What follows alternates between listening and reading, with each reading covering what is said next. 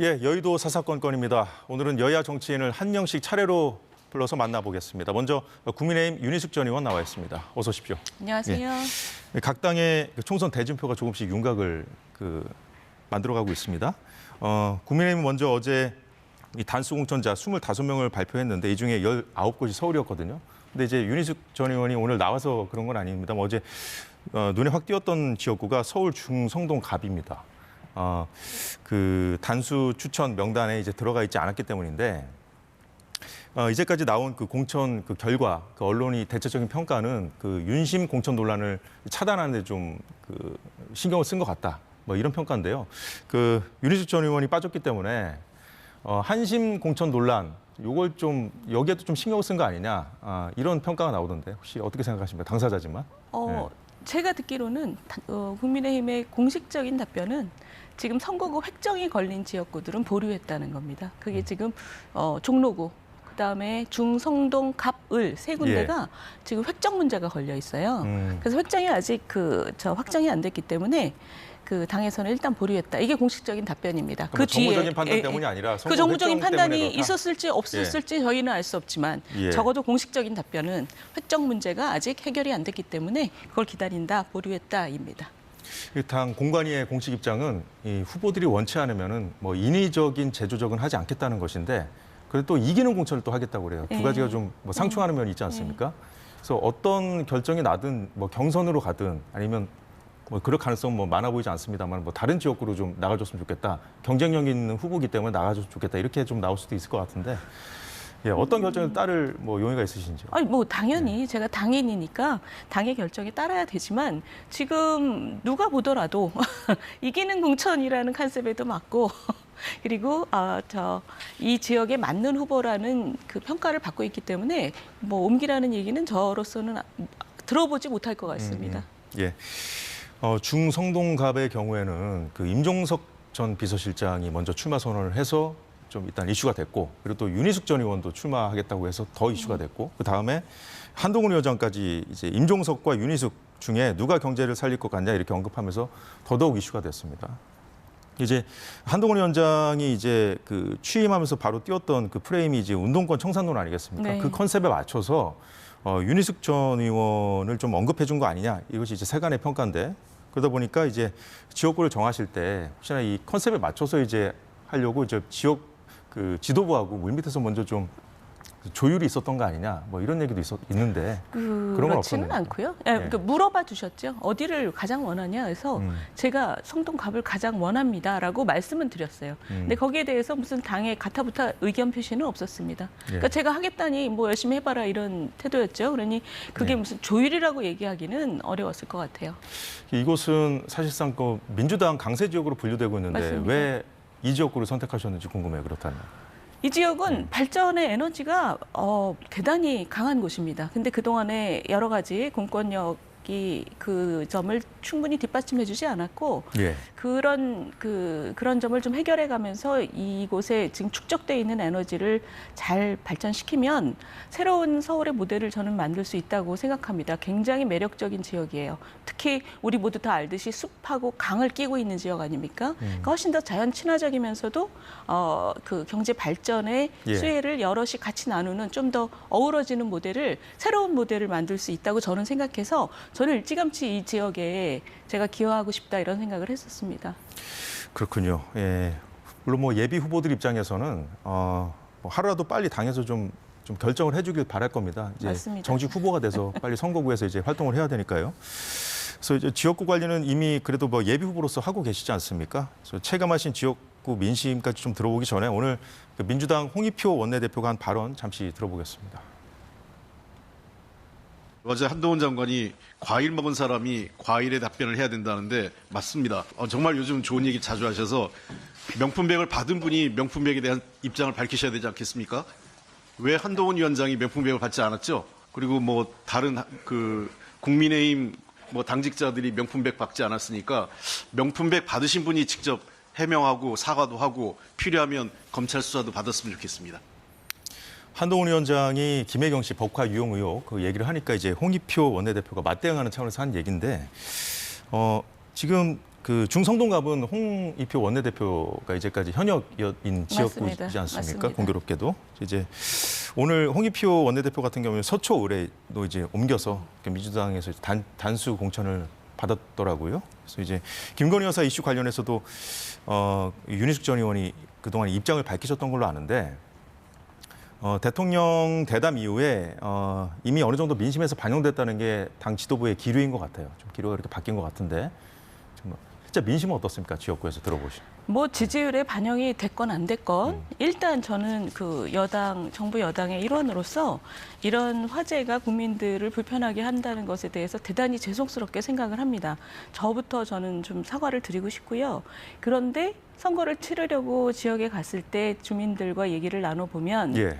이 총선이라는 커다란 그 이제 사건이 앞으로 우리 앞에 있는 것이고 그 총선이라는 계기 속에서 우리나라가 매우 중요한 문제를 다뤄야 된다는 것에 대한 기대감을 갖고 계세요. 무슨 얘기냐면 우리가 죄송하고 송구한 마음이 분명히 있지만 이 주제가 우리나라가 지금 직면한 주제들에 비해서 그만큼 중요하냐 저는 그렇게는 생각 안 하고 제가 가서 느낀 민심도 예. 훨씬 더 중요한 문제들이 많다라는 것을 저는 인지하고 있다고 생각합니다. 어느 당이 우리의 삶에 실제적인 도움을 줄 것이냐, 어느 당이 우리 삶의 가치를 좀 더 도덕성을 가지고 믿음을 줄 것이냐, 이런 큰 문제들에 대해서 예. 주민들이 관심을 지금 가지고 계세요. 그러니까 어떤 후보가 진짜 우리에게 더 좋은 후보인지를 눈을 크게 뜨고 보시는 단계로 저는 넘어갔다고 봅니다. 그렇군요. 예.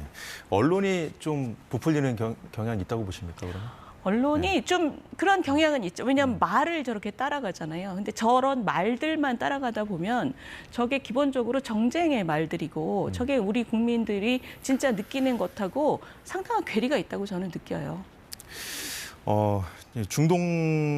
중성동갑 관련해서 이제 한동훈 위원장이 임종석 전 실장이 여기에 나오게 될지 모르겠다. 왜냐하면 그때부터 이미 그 친명계의 그 공격이 있었거든요. 근데 사실 그 친명대 친문 구도가 되면서 이제 임종석 전 실장의 거취 문제가 좀 뇌관으로 지금 떠오른다 이런 평가가 나오고 있는데 민주당 상황 어떻게 보십니까? 그래 보이죠? 그래 보이고 사실 저는 김종석 그 전 비서실장하고 이런 국민들 앞에서 지나간 시대와 새로 올 시대에 대해서 얘기를 나누고 논쟁을 하는 것을 내심 기대하고 있지만 그렇지만 정치 도의상 저분이 30살 30대 초반에 자기가 꼬꼬마였을 때 나왔던 그 지역구에 친구를 빌려줬다가 다시 받아와서 자기가 다시 저만큼의 몸피가 커진 상태에서 다시 이 지역구로 오는 거는 그 도의상 참 안 맞는 일이긴 합니다. 저는 그러니까 저분의 그 행보 자체가 그 당에서 너 청동갑에다 등기 쳤냐 이런 그 비판을 받게끔 한 그 이유를 제공했다고 봐요. 그렇지만 기본적으로 민주당에서 지금 진행되고 있는 일들은 친문, 친명 간의 밥그릇 싸움이지 않습니까? 그런 면에서는 저 디테일한 상황이 무엇이든지 간에 국민들한테는 상당히 눈살 찌푸려지는 일이죠. 윤희숙 전 의원이 경제 전문가다 보니까 아마 앞서 말씀 나눴던 그 한동훈 위원장 단어도 나왔던 게 아닌가 싶은데 임종석 전 실장과 비교해 누가 경제를 살릴 것인가 이 부분에 대해서 임종석 전 실장이 민생 경제의 어려움 이것은 윤석열 정부의 책임론을 제기하면서 어떻게 자신은 국정운영 책임자로서 책임지는 자리에서 경제 정책을 만들어봤고 실행도 해봤기 때문에 더 경쟁력이 있다. 본인이 더 경쟁력이 있다 이렇게 얘기하면서 윤희숙 전 의원과 만나서 토론해도 이길 자신이 있다 얘기했는데 만난 적은 없잖아요. 두 사람이 아직 그죠? 예, 네. 저는 굉장히 뵙고 싶은데 되게 만나고 싶어하지 않는다는 얘기들이 있더라고요. 근데 확인 안 되니까. 확인 안 되니까. 오늘은 그 임종석 전 실장과 오갔던 그 말 중에 구체적인 네. 숫자가 맞느냐 틀리냐 이런 어떤 데이터에 대한 얘기를 따져보기보다는 그간의 그 여권에서 제기해왔던 것이 문재인 정부 때 그 실정으로 인해서 지금의 어떤 경제적인 어려움이 좀 촉발된 부분이 있다. 그래서 그렇죠. 이제 국정 운영권을 넘겨받았을 때부터 상황이 안 좋았다. 하지만 이제 만 2년이 되지 않았습니까? 정권을 잡은 지. 그래서 이제 이 현 정부의 어떤 정책에 대해서도 좀 냉정한 평가를 좀 하실 필요가 있지 않을까 하는 생각이 드는데요. 아, 물론 그래야죠. 근데 민정석 실장 같은 경우에 좀 전에 그런 표현을 썼지 않습니까? 내가 높은 자리에서 중요한 결정을 내려봤기 때문에 내가 훨씬 능력이 있다. 그런데 지금 그 말은 거꾸로 얘기하면 그렇게 중요한 자리에서 중요한 결정을 내려서 큰 실패를 해봤기 때문에 능력이 없다는 게 이미 검증됐다라고 저는 생각합니다. 그 문재인 정부 때 그 임종석 실장이 있던 그 시절부터 소득주도 성장하느라고 최저임금을 2년에 30% 올리고 원전 생태계 망가뜨리고 그런 것들이 지금 우리 경제에 어마어마한 부담이죠. 그런데 윤석열 정부를 평가를 하자면 그것 때문에 지금 네. 너무 어려워요에 그치면 안 된다고 생각하고요. 가장 냉정하게 얘기하자면 지난 2년간 우리 경제가 어려웠던 것의 중요한 이유는 대외적인 요인입니다. 그거는 우리나라의 모든 전문가들이 다 알고 있는 사실이에요. 40년 만에 돌아온 인플레와의 전쟁, 고금리, 그리고 전쟁으로 인한 공급망 불안. 이런 것들이 우리 경제를 굉장히 힘들게 했다. 여기까지는 모두가 다 동의하는 문제입니다. 근데 저는 그래서 윤석열 정부가 이런 상황에서 열심히 위기 관리를 했다는 것에 대해서는 높은 평가를 주지만 한 가지 아쉬운 점이 있다면 문재인 정부로부터 우리가 물려받은 유산 속에서 경제 체질이 굉장히 악화됐고 그 전 정부도 못했던 것이 우리가 대폭적인 구조개혁을 못하고 있었다라는 것을 국민들한테 더 열심히 얘기하고 더 소통했어야 된다고 저는 생각을 해요. 그래서도 지금 여권에서 나오는 그 우려가 이 구조조정할 거는 좀 하면서 왔어야 되는데 그걸 좀 터질 거 터지게 놔뒀어야 되는데 그걸 다 이렇게 바치듯이 왔기 때문에 나중에 혹시나 이제 경제 위기가 발생했을 때 그때는 이제 책임에 와서 오롯이 받을 수밖에 없지 않겠느냐 뭐 이런 우려거든요. 이게 그동안 다 축적된 결과이긴 하지만 우리가 얘기하는 그 뭐 노동이나 연금이나 이런 구조개혁에 대해서는 사실 대부분 입법 사항이기 때문에 지난 정부에서 안 했던 것을 이번 정부에서 이런 입법 구조 속에서는 많은 성과를 올리기는 어렵습니다. 근데 국민들한테 적극적으로 얘기하지 못한 것은 저도 아쉽지만 근데 지금 말씀하신 그 지금 터진 문제들, 부동산 PF 이런 것들은 그간에 축적된 결과이긴 하지만 일이 터진 다음에는 위기 관리가 최우선입니다. 지금 우리가 지금 그걸 하고 있는 거죠. 물론 이 국면이 지나가고 나면 이 고금리 국면이 좀 지나가서 안정을 찾으면 뭐 시행사의 재무구조라든가 뭐 그 허가 요건을 좀 더 강화한다든가. PF 부실 문제 말씀하시는 그렇죠. 그러니까 부동산의 지금 불안한 사업 부동산의 불안 문제는 지금 이 국면이 지나간 다음에 구조조정을 열심히 해야 되는 문제가 있지만 일의 선호가 있지 않습니까? 지금은 옥석을 가리면서 도와줘야 되지만 기본적으로는 리스크 관리가 가장 우선되는 과제죠. 오늘도 국민의힘에서 단수공천 대상자 25명 명단을 발표했는데 아직까지는 뭐 잡음은 없어요. 어느 정도 잘 관리하고 있다는 그런 평가가 나오고 있는데 오늘 이제 발표된 그 명단 갖고 이제 언론의 평가입니다. 이재명 저격수들 인천 경기 전진 배치 뭐 이렇게 표현을 하더라고요. 원희룡 전 장관을 두고 하는 얘기 같습니다. 현재까지 공천 평가 오늘 그 발표된 명단까지 포함해서 좀 간단하게 좀 평가를 하신다면. 일단 지금 앵커께서 말씀하신 것처럼 잡음이 없다. 그거는 매우 높이 평가하고 있습니다, 저는. 왜냐하면 이게 이 정도로 재배치도 하고 불출마도 뭐 종용하고 이러면 잡음이 나올 만도 한데 지금까지 잡음이 없었거든요. 그것은 지도부가 지금 이 공관위와 저 비대위원장이 적어도 사심은 없다라는 것이 국민들이나 또는 이해관계자들한테 신뢰를 받고 있다고 봅니다. 왜냐하면 민주당하고 굉장히 크게 대비가 되잖아요. 친명 친문 간에 아주 노골적으로 지금 그 이해의 싸움을 하고 있는 것이 적어도 국민의힘에서는 그런 모습은 보이지 않고 있습니다. 그래서 이런 상황이 계속 유지되기를 저는 선수의 한 명으로서 아주 간절하게 바라고 있는 거죠. 야권에 대해서 어떻게 생각하고 있는지 좀 들어보겠습니다. 조국 전 장관이 신당 창당을 공식화했잖아요. 여권에서는 그 민주당이 조국 신당과 겉으로는 거리를 두는 모양새를 취하고 있지만 결국 좀 같이 갈 거다. 같이 가려고 저러는 거다 이렇게 비판을 하고 있고 민주당이 추진하고 있는 연합비례정당에 대해서도 반미, 종북 인사들을 국회에 입성시키기 위한 우회로 꼼수다 이런 비판을 하고 있거든요. 이 상황은 어떻게 보고 계십니까? 조국 장관의 입장은 지금 2심까지 지금 징역 2년형이 나왔지 않습니까? 어차피 좀 이따가 감옥에 가셔야 되는데 국회의원이 돼서 국회의원 신분으로 감옥을 가겠다는 걸로 저는 보여요. 대법원에서 지금 이게 뒤집힐 확률은 거의 없지 않습니까? 그러니까 그것은 개인으로서는 국회의원 신분을 달고 감옥에 가는 게 더 낫겠지만 우리 사회가 우리 나라가 그 개인의 어떤 그 신원을 위해서 국회의원이라는 큰 제도를 활용하게끔 하는 게 우리 사회가 앞으로 갈 가치에 맞느냐 그런 생각을 한다면 정치권이 그런 것을 허용해서는 절대 안 된다고 생각을 합니다.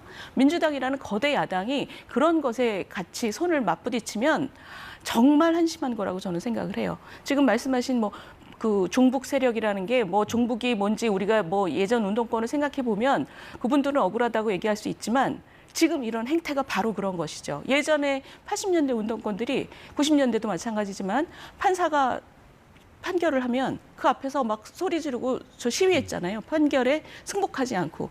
그때는 그게 우리 사회에서 용인이 됐지만 지금 21세기 대한민국에서는 모두가 법치를 우리가 지키고 살아가지 않습니까? 이런 자기가 법적인 문제가 나타났을 때 그것에 승복하는 것이 대한민국 국민 모두가 지켜야 되는 것이라면 정치를 하는 사람이라고 자기가 예외라고 생각하는 것은 그게 바로 40년 전 운동권 논리에 빠져 있는 것의 반증이죠. 끝으로 개혁신당에 대해서 어떻게 생각하시는지 좀 여쭤보겠습니다. 양정숙 무소속 의원을 이제 정당 보조금을 받기 위해서 좀 급하게 좀 영입했다 이런 지적을 받고 있고 그리고 또 여야 공천에서 배제된 인사들을 좀 기다리고 있다. 이런 두 지점들이 개혁신당이라는 이름에 걸맞는 것이냐 이게 좀 논란이 있는 것 같아요. 그렇죠. 그러니까 지금 말씀하신 것처럼 현실적인 문제를 도외시할 수 없었을 거라는 이해는 됩니다만 개혁신당이라는 것이 기존의 정당과 매우 다른 모습을 보이겠다라고 약속하고 국민들 앞에 지금 만들어진 당이기 때문에 예. 얼마나 개혁적인 모습을 유지할 수 있을 것이냐. 평소에 전혀 정치적인 교감이 없어 보이던 분을 돈 문제 때문에 지금 영입하는 모습을 국민들이 어떻게 받아들일 것이냐 이 문제에 대해서는 개혁신당이 풀어야 할 큰 문제라고 저는 생각을 하고요. 이런 부분은 오늘 나왔던 이런 뉴스는 국민들한테는 좀 실망스러운 부분이 아닐까 생각이 됩니다. 예, 잘 들었습니다. 지금까지 윤희숙 국민의힘 전 의원이었습니다. 고맙습니다. 감사합니다.